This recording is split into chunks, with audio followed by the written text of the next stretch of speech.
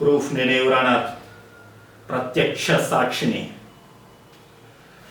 నలుగురు కాదు యువరానా, దీప్తిని మానభంగం చేసి చంపింది 5. 5వ వాడు ఎవడో కాదు, నేనే. మేము 5 కలిసి ఆ అమ్మాయిని కిడ్నాప్ చేసాం. 5 కలిసి ఆ అమ్మాయిని రాక్షసంగా హింసించాం. సూదుతో పొడిచాం సార్, వేళ్ళతో కోసాం సార్.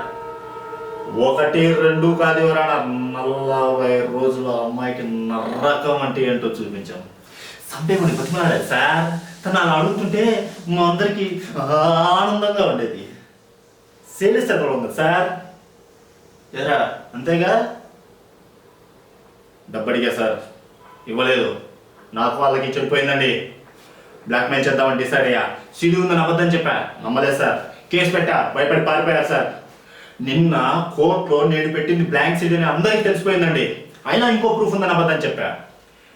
నిన్న రాత్రి నన్ను చంపించడానికి ట్రై చేశాడు సార్. రక్తాలు వచ్చేట్టు కొట్టించాడు సార్. చచ్చిపోయాను అనుకుని వదిలేసి వెళ్ళిపోయారు.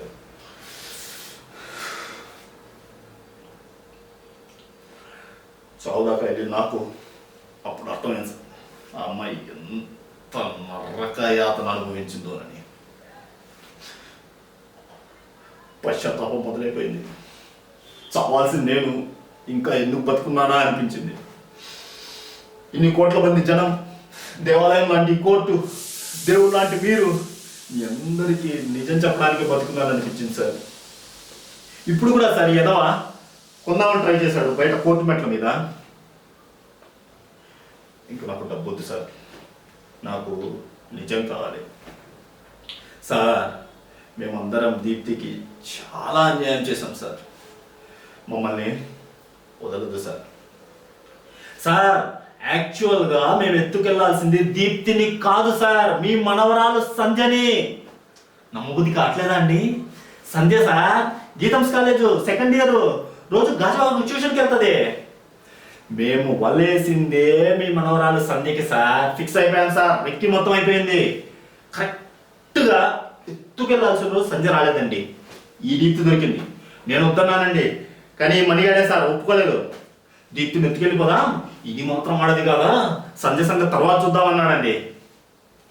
సార్ మళ్ళీ థర్స్డేనో ఫ్రైడేనో అనుకుంటా సార్ మళ్ళీ వచ్చామండి సంధ్య కోసం. సంధ్య రాలేదండి, గుంటూరుకి వెళ్ళిందంటండి. మీ తమ్ముడింటికి అనుకుంటండి, ఆయన అక్కడే ఉంటారు కదండి. దేనికి సార్ భయం? ఏం చేస్తారు మీరు? మహా అయితే లైఫ్ వేస్తారు. ఈ కోర్టు కాకపోతే ఇంకో కోర్టు, 100 సెక్షన్లు ఉన్నాయి, 100 ఫిట్టింగ్లు ఉన్నాయి సార్. ఒక అమ్మాయిని చూడగానే వెంటనే రేప్ చేయగలుగుతున్నామండి, మీరు వెంటనే శిక్ష వేయగలుగుతున్నారా? ఇంకెందుకు సార్, తప్పు చేసామని మేము ఒప్పేసుకుంటున్నాం.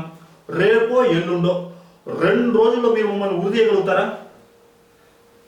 భారతదేశంలో ఎప్పుడు ఇలా జరగలేదు, 2 రోజుల్లో ఊరు ఎలా తీస్తామని మీరే అంటారు సార్. ఆల్రెడీ ఈ కంట్రీలో ఉరిశిక్ష పడ్డ ఖైదీలు 52 మంది ఉన్నారండి. సంక్రాంతికో శివరాత్రికో ఒక్కొక్కరిని ఊరేసుకుంటా వెళ్తే మా టోకెన్ నెంబర్ వచ్చేసరికి 25 ఏళ్ళు సార్. ఈలో ఎంతమంది సంధ్యలు, ఎంతమంది దీప్తులు సార్. అందుకే సార్ ఈ కంట్రీ అంటే అంత ఇష్టం నాకు. ఈ కంట్రీలో ఉండే ఫ్రీడమ్ ఏ కంట్రీలో ఉంటుంది చెప్పండి మీరు? మేరా భారత్ మహాన్, I'm proud to be an Indian. Sir ఇంత మంది ముందర నేను తప్పు చేశానని నిజం చెప్పే దమ్ము నాకుంది. తెల్లారేసరికల్లా మమ్మల్ని ఉరి తీసే దమ్ము మీకుందా?